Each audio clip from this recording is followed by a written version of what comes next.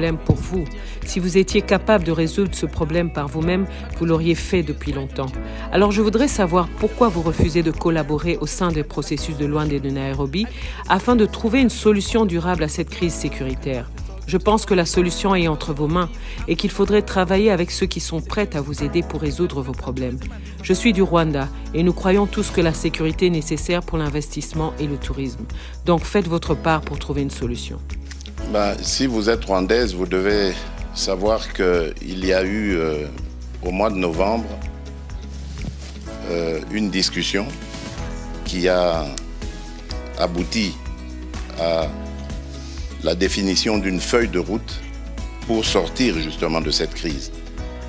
Et cette réunion a eu lieu en Angola, à Luanda précisément, et en présence de tous les pays, surtout les représentants des deux pays concernés, c'est-à-dire le Rwanda et la République démocratique du Congo.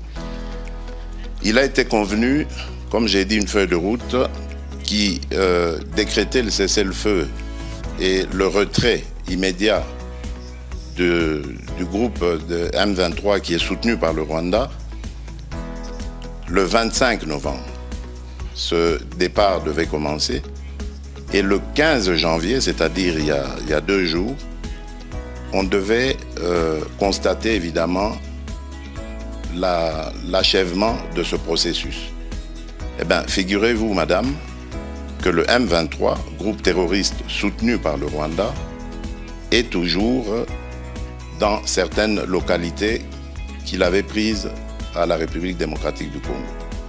Malgré les pressions internationales, ce groupe maintient sa position, fait semblant de se mouvoir, mais en fait, il se redéploie d'une certaine manière et reste dans ces localités.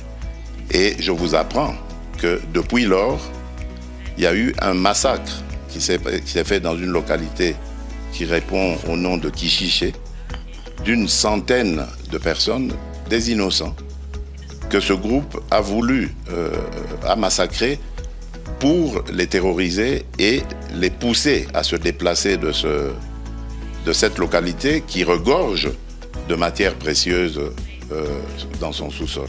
Donc voilà en fait le problème que nous avons.